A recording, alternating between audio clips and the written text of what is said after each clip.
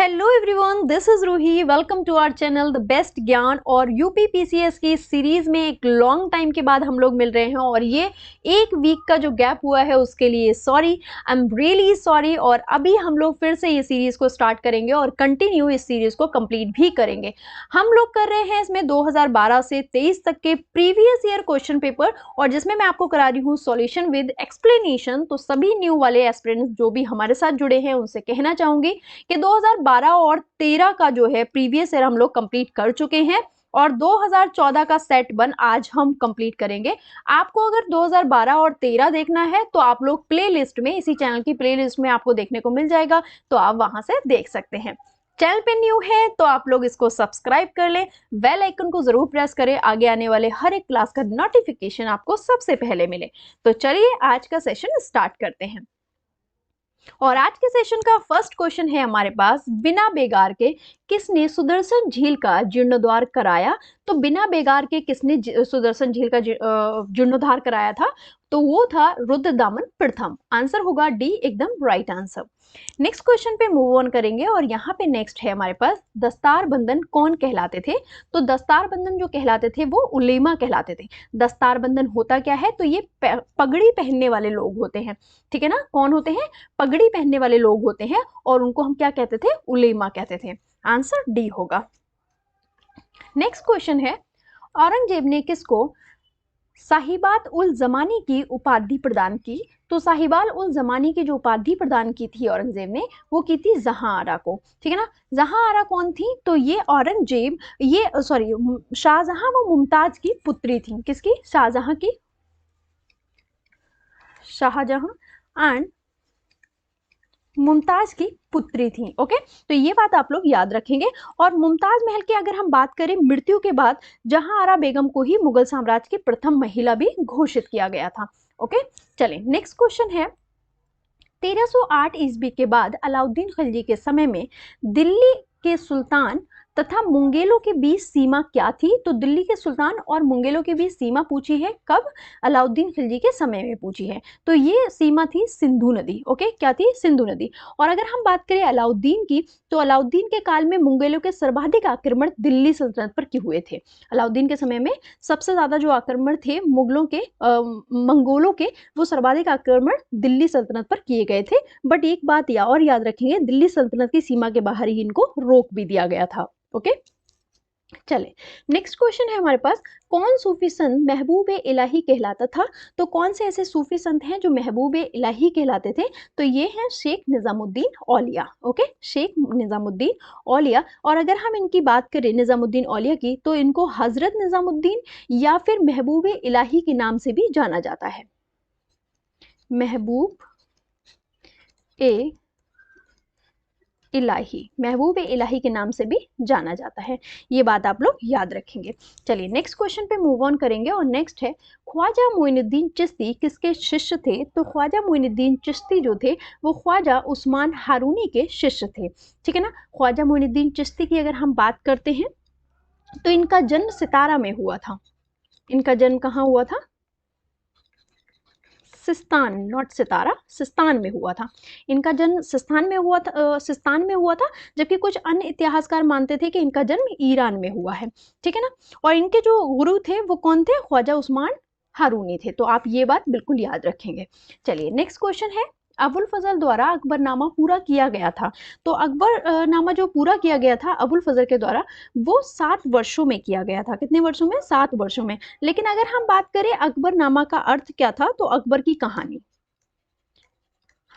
अकबर की कहानी, अकबरनामा का अर्थ था अकबर की कहानी। ओके, चलिए नेक्स्ट क्वेश्चन है हमारे पास, कनिष्ठ के सारनाथ बौद्ध प्रतिमा अभिलेख की तिथि क्या है? तो सारनाथ की बौद्ध प्रतिमा जो अभिलेख की तिथि है वो है 81 ईस्वी सन। क्या है? 81 ईस्वी सन। कनिष्ठ की अगर बात करें तो कुषाण वंश का सबसे महान शासक था। कुषाण वंश का, कुषाण वंश का महान शासक था। ठीक है ना, आप लोग ये बात याद रखेंगे।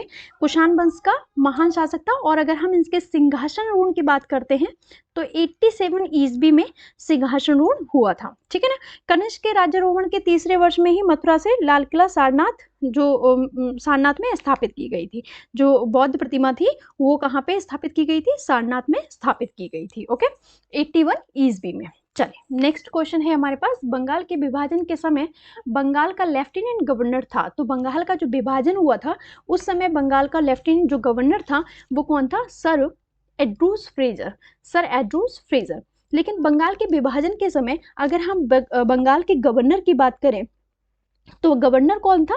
तो लॉर्ड कर्जन। ये भी याद रखेंगे, लॉर्ड कर्जन।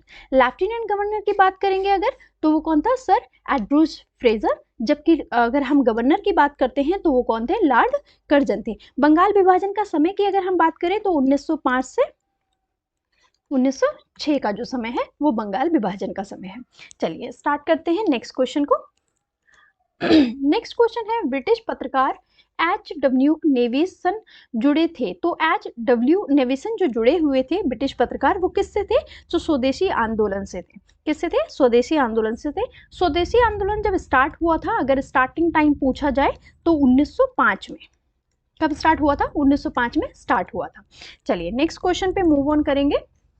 तो नेक्स्ट है, भारतीय राष्ट्रीय कांग्रेस का अंतिम अधिवेशन जिसमें बाल गंगाधर तिलक ने भाग लिया था वो कौन सा था? ये पूछा गया है। तो अंतिम जो अधिवेशन था वो था अमृतसर अधिवेशन 1919, जिसमें बाल गंगाधर तिलक ने भी भाग लिया था। ठीक है ना। तो जो अधिवेशन की अध्यक्षता थी, इस अधिवेशन की जो अध्यक्षता थी वो कौन कर रहे थे? अगर हमसे बात की जाए अध्यक्षता कौन कर रहे थे तो वो थे मोतीलाल नेहरू। मोतीलाल नेहरू, इतना याद रखेंगे। मोतीलाल नेहरू थे जो कि अध्यक्षता कर रहे थे इस अधिवेशन की। ठीक है ना। चलिए नेक्स्ट क्वेश्चन पे मूव ऑन करेंगे। महात्मा गांधी ने अपनी निम्नलिखित पुस्तकों में से किस में ब्रिटिश पार्लियामेंट को बांझ और वैश्य कहा है? तो कौन सी ऐसी पुस्तक है जिसमें गांधी जी ने क्या कहा है? ब्रिटिश पार्लियामेंट को बांझ और वैश्य कहा है। तो ये पुस्तक है आपकी Hind Swaraj. Hind Swaraj, that means option number C आपका राइट होगा। यहाँ पे जो हिंद स्वराज है ये गुजरात भाषा में मूल रचना हुई थी। इसकी कौन सी भाषा में?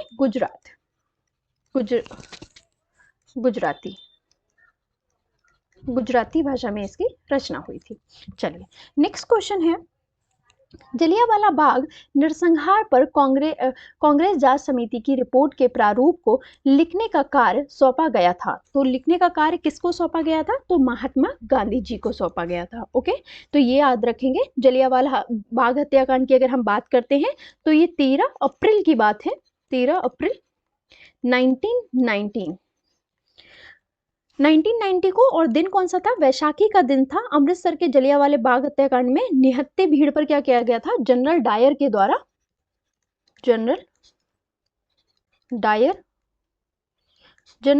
द्वारा क्या किया था? फायरिंग की गई थी और निहत्थे भीड़ पर फायरिंग की गई थी। और ये वाला टाइम था। और दिन कौन सा था? वैशाखी का दिन था। ओके, तो ये आप याद रखेंगे जलियांवाला बाग हत्याकांड के विषय में थोड़ा सा। चलिए नेक्स्ट क्वेश्चन पे मूव ऑन करेंगे। और नेक्स्ट है, महात्मा गांधी के साथ निम्नलिखित मुसलमानों में से किसने बाल गंगाधर तिलक की अर्थी उठाई? तो कौन से ऐसे मुसलमान थे जिन्होंने बाल गंगाधर तिलक की अर्थी उठाई थी? किसके साथ? गांधी जी के साथ।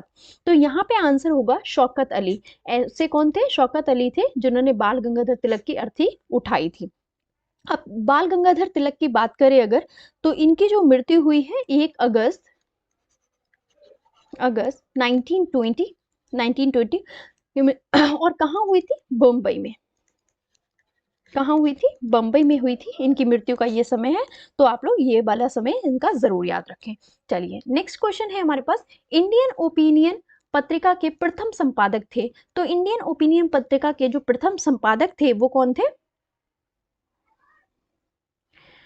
लाल नहीं, यहाँ पे जो है आंसर गलत है। आंसर आप लोग जोड़ लेंगे, एक आंसर जोड़ लेंगे। मनसुख लाल नजर। मनसुख लाल नजर, ये ऑप्शन गलत लिखा हुआ था। मनसुख लाल नजर जो थे वो क्या थे, इंडियन ओपिनियन पत्रिका के संपादक थे। ओके, चलिए नेक्स्ट क्वेश्चन पे मूव ऑन करेंगे और नेक्स्ट क्वेश्चन है, दादा भाई नौरोजी के विषय में निम्नलिखित में से कौन सा एक कथन असत्य है। तो एक चीज मैं आपको हमेशा बोलती हूँ, या तो इसको गोला कर लीजिए या फिर ये वर्ड को हाईलाइट कर लिया करें, नहीं है, असत्य है या फिर है। तो इस तरीके के वर्ड्स को आप लोग जरूर गोल कर ले पहले से ही, ताकि आप लोग सही वाला ना चुन दे उसमें आंसर। ठीक है, तो चलिए पढ़ते हैं। फर्स्ट है, वह पहले भारतीय थे जो लेफ्टिनेंट कॉलेज मुंबई में गणित एवं भौतिक के प्रोफेसर नियुक्त हुए थे। बिल्कुल सही है। 1892 में उन्हें ब्रिटिश पार्लियामेंट का एक सदस्य निर्वाचित किया गया था। बिल्कुल सही है। उसके बाद है, उन्होंने एक गुजराती पत्रिका रस्ट गुफ्तार का आरंभ किया। बिल्कुल सही है। उन्होंने 4 बार भारतीय राष्ट्रीय कांग्रेस की अध्यक्षा की, ऐसा नहीं है, ये हमारा गलत हो जाएगा। तो असत्य पूछा था तो डी हमारा एकदम राइट आंसर होगा, ये असत्य ऑप्शन है। ओके, चलिए नेक्स्ट क्वेश्चन है, बीजी तिलक के सजा के पश्चात निम्नलिखित में से किसने दया की वकालत की थी और कहा था, संस्कृत के एक विद्वान के रूप में तिलक में मेरी दिलचस्पी है। क्या कहा था, संस्कृत के एक विद्वान के रूप में तिलक में मेरी दिलचस्पी है। किसने कहा था, तो ये कहा था मैक्स मूलर ने। आंसर क्या हो जाएगा, मैक्स मूलर। मैक्स मूलर कौन है अगर हमसे बात की जाए तो ये प्रसिद्ध जर्मन क्या है, भाषा शास्त्री हैं और संस्कृत के वेत्ता हैं।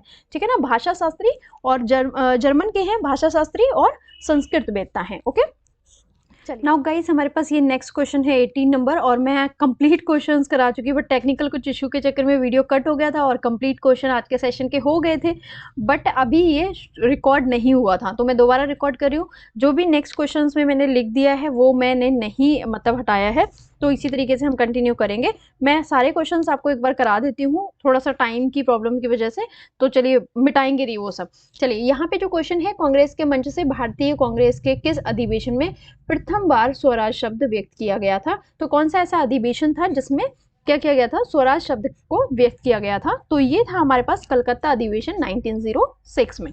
1906 का जो अधिवेशन था भारतीय कांग्रेस का, उस अधिवेशन में प्रथम बार स्वराज शब्द का व्यक्त किया गया था।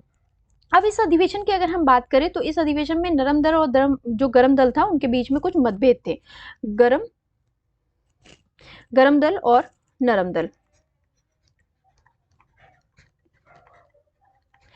दोनों के बीच में कुछ मतभेद थे, लेकिन क्या हुआ कि वही मतभेद जो उभर के सामने आए, फिर इन्हीं मतभेदों के कारण ही जो 1907 में कांग्रेस के दो टुकड़े हो गए। कांग्रेस के दो टुकड़े हो गए। ठीक है ना, इसी मतलब अधिवेशन में गरम दल और नरम दल के बीच में जो मतभेद थे वो उभर कर सामने आ गए और फिर 1907 में कांग्रेस के दो टुकड़े हो गए। तो चलिए नेक्स्ट क्वेश्चन है हमारे पास, भारतीय राष्ट्रीय कांग्रेस से संबंधित निम्नलिखित घटनाओं पर विचार कीजिए और सही घटनाक्रम को मतलब घटना को सही कालानुक्रम उसको लगाना है आपको। तो यहाँ पे हमारे पास है वीजी तिलक का निधन जो कि 1920 में हुआ था, एक अधिनियम के रूप में रॉलेट विधेयक का पास होना 1919 की बात है, जलियांवाला बाग नरसंहार या जलियांवाला बाग हत्याकांड 1919 का है, और भारतीय राष्ट्रीय कांग्रेस का अमृतसर अधिवेशन 1919 का है। तो यहाँ पे आपको एकदम एग्जैक्ट वाली जब डेट याद होगी तो ही आप कर सकते हैं।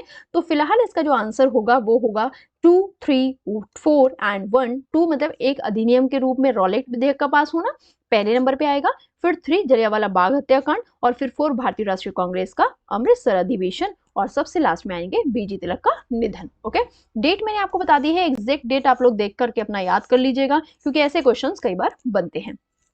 तो चलिए नेक्स्ट क्वेश्चन है, निम्नलिखित में से सही मतलब कौन सा युग सुमेलित नहीं है। सुमेलित नहीं है पूछा है, तो यहाँ पे है एम.जी. बोस, इसमें जो है इंडियाज स्ट्रगल, ये इनकी बुक का नाम है। दादा भाई नौरोजी, ये poverty and any British rule in India, ये है। राजेंद्र प्रसाद की जो बुक है वो है इंडिया डिवाइडेड, बिल्कुल सही है। और ये फ्रैंक मोरेंस, ये इनकी जो बुक है, इनकी बुक नहीं है, ये दुर्गादास की बुक है, India for Curzon to Nehru and after.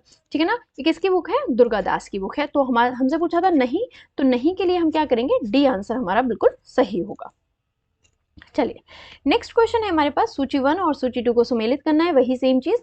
और यहाँ पे विनोबा भावे लिखा हुआ है, जो कि यहाँ पे आप लोग देख सकते हैं क्या लिखा हुआ है। तो यहाँ है आपका मतलब कुछ लोग हैं और उनसे रिलेटेड इधर साइड में जो आंदोलन या सत्याग्रह वगैरह है उनसे रिलेटेड वाला। तो विनोबा भावे यहाँ पे व्यक्तित्व सत्याग्रह की बात हुई है, तो दैट मीन्स है फर्स्ट का ही जब 2 आ गया तो यहाँ एक में ही मिल रहा है, तो एलिमिनेशन मेथड काम करेगा। तीनों आपके कट हो रहे हैं तो एक फर्स्ट वाला ही मिलेगा, लेकिन फिर भी हम लोग सभी देखेंगे।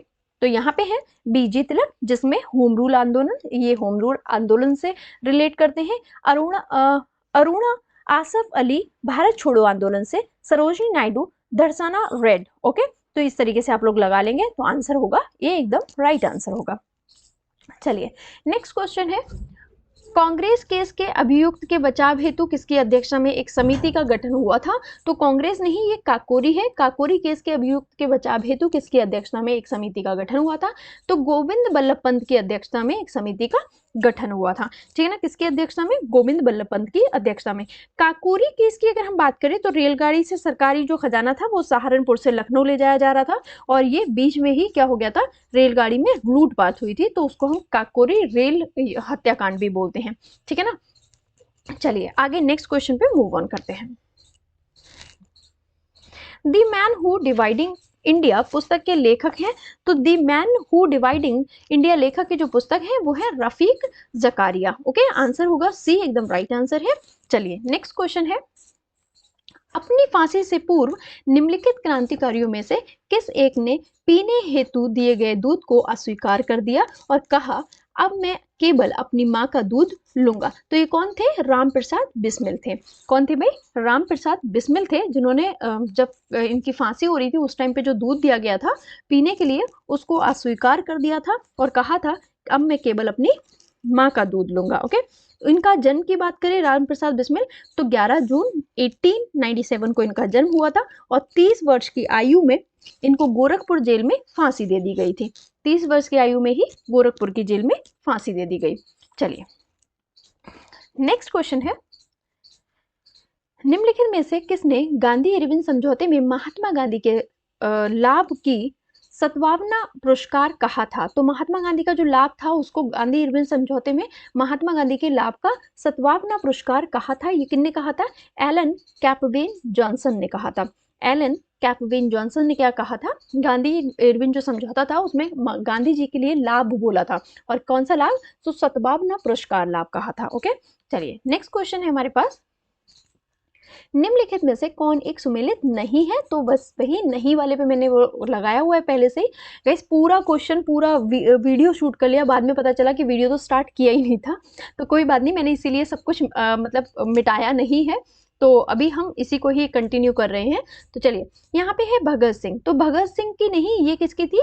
The Indian sociology. The Indian sociology किसकी थी? भगत सिंह की नहीं, श्यामजी कृष्ण की बुक है। The Indian sociology Shyamji Krishna की बुक है। तो यहाँ पे आंसर नहीं पूछा था तो नहीं कौन सा होगा? फर्स्ट वाला ही नहीं हो जाएगा, बाकी सब भी आप लोग देख लीजिएगा, आपके लिए इंपॉर्टेंट रहता है। तो चलिए नेक्स्ट क्वेश्चन पे मूव ऑन करेंगे, और नेक्स्ट क्वेश्चन है हमारे पास, नई दिल्ली में 1947 में आयोजित अखिल भारतीय कांग्रेस समिति की बैठक में निम्नलिखित में से किसने विभाजन के प्रस्ताव का समर्थन किया था? तो कौन कौन ऐसे थे जिन्होंने समर्थन किया था? तो वो है अबुल कलाम आजाद। अबुल कलाम आजाद ने नई दिल्ली में 1947 में जो आयोजित अखिल भारतीय कांग्रेस समिति थी उसकी बैठक में मतलब बैठक जो हुई थी उसका प्रस्ताव का समर्थन किया था। ओके, चलिए नेक्स्ट क्वेश्चन है, भारतीय स्वाधीनता विधेयक को स्वीकृति प्राप्त हुई थी। तो भारतीय स्वाधीनता जो विधेयक था उसको स्वीकृति 18 जुलाई 1947 को मतलब स्वीकृति प्राप्त हो गई थी। लेकिन अगर हम बात करें तो ये जो विधेयक था संसद में जो पेश किया गया था वो 4 जुलाई 1947 को संसद में पेश किया गया था। ओके, और स्वीकृति प्राप्त हुई थी 18 जुलाई 1947 को। चलिए नेक्स्ट क्वेश्चन है, निम्नलिखित में से किसने भारतीय राष्ट्रीय कांग्रेस के कराची अधिवेशन जो कि 1931 को हुआ था महात्मा गांधी की लोकप्रियता और सम्मान की पराकाष्ठ माना है? तो किसने जो भारतीय राष्ट्रीय कांग्रेस है कराची अधिवेशन किसने माना है जो महात्मा गांधी का लोकप्रियता और सम्मान का पराकाष्ठ है? तो वो S.C. बोस ने माना है। S.C. बोस मतलब सुभाष चंद्र बोस ने माना है। ओके, चलिए नेक्स्ट क्वेश्चन है, निम्नलिखित में से किसने 1947 के कांग्रेस कमेटी की बैठक द्वारा विभाजन के प्रस्ताव के पारित होने को राष्ट्रवाद का संप्रदायवाद के पक्ष के समर्थन के रूप में लिया है? तो किसने लिया है? तो ये डॉक्टर किचलू ने लिया है। ठीक है ना। डॉक्टर किचलू की अगर हम बात करते हैं तो 1952 में स्टेलिन शांति का पुरस्कार भी डॉक्टर किचलू को दिया गया था। चलिए नेक्स्ट है हमारे पास सूची 1 और सूची 2 को आपको सम्मिलित करना है। यहाँ जनजाति है और यहाँ इनका क्षेत्र है। तो हम अगर बोरहोर जनजाति की बात करते हैं तो ये आपको झारखंड में देखने को मिलती है। झारखंड। बोरहोर जनजाति कहाँ देखने को मिलती है? झारखंड में देखने को मिलती है। और बोरहोर जनजाति की अगर हम बात करें तो ये विलुप्ति के कगार पर है। ठीक है ना। तो फर्स्ट का डी तो किस में मिल रहा है? फर्स्ट का डी एक ही में दो में मिल रहा है, एक इसमें और डी वाले में मिल रहा है, इस वाले में मिल रहा है। तो अभी हम दूसरा देखेंगे भूटिया। भूटिया कहाँ मिलती है? सिक्किम में। तो अब इसमें भी नहीं मिल रहा, तो ये भी कट गया। ये तो पहले से 50-50 पे कट गए थे। तो आंसर हमारा क्या हो जाएगा? ए हो जाएगा। ये एलिमिनेशन मेथड है, लेकिन फिर भी मैं आपको पूरा करा देती हूँ। टोडा। टोडा आपको तमिलनाडु में मिलेगी सी। और सेटिनेलीज जो मिलेगी वो आपको कहाँ मिलेगी? फिर लास्ट वाला बचा है एक, जो कि बचा है अंडमान एंड निकोबार में मिलेगी, दैट इज डी। ओके चलिए नेक्स्ट क्वेश्चन है।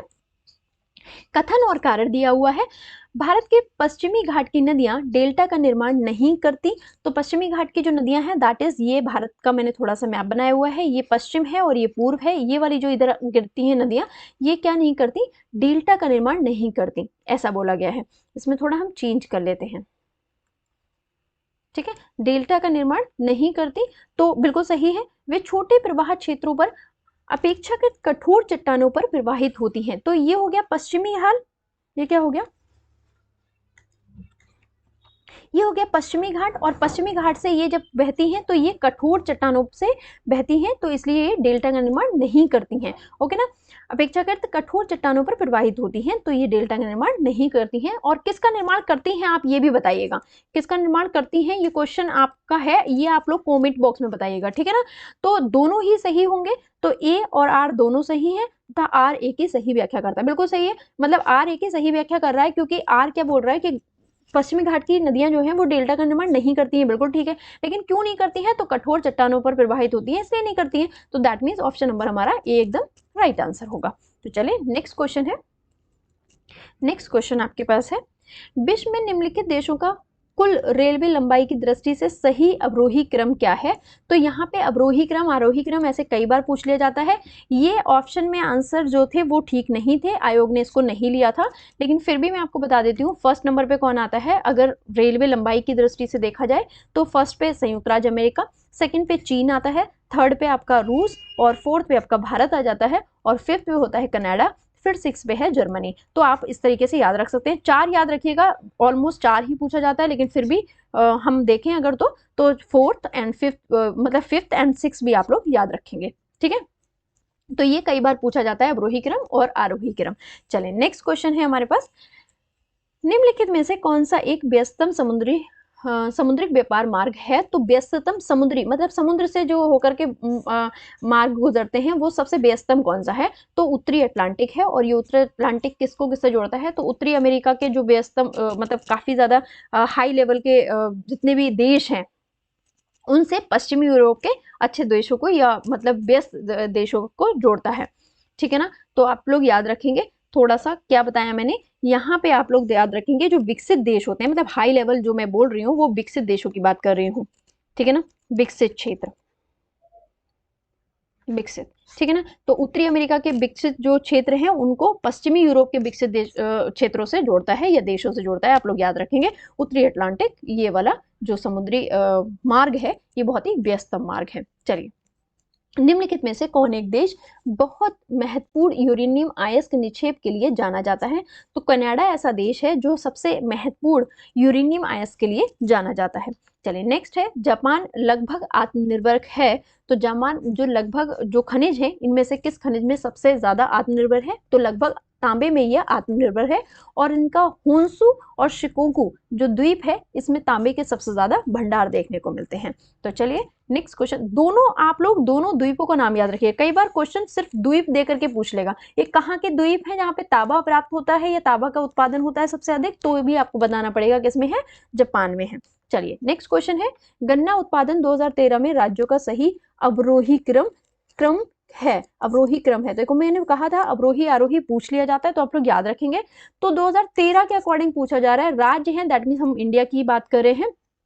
तो सबसे पहले नंबर पे उत्तर प्रदेश, महाराष्ट्र, कर्नाटका, हरियाणा ये आते हैं। और गन्ने की अगर हम बात करें तो गन्ना हमसे यहाँ पे गन्ने की बात हुई है तो गन्ने के उपोष्ण एंड उष्ण कटिबंधीय फसल है, उपोष्ण एंड उष्ण कटिबंधीय फसल है। तापमान कितनी जरूरत होती है, तापमान गन्ने के लिए जो तापमान की जरूरत होती है 20 डिग्री सेल्सियस से 27 डिग्री सेल्सियस तक तापमान की नीड होती है। और अगर हम वर्षा की बात करते हैं तो वर्षा की जो नीड होती है 75 से 150 सेंटीमीटर, मतलब जो ईयरली वर्षा होती है उतनी वर्षा की नीड होती है गन्ने के लिए, गन्ने की फसल के लिए। चलिए नेक्स्ट क्वेश्चन पे हम लोग मूव ऑन करते हैं।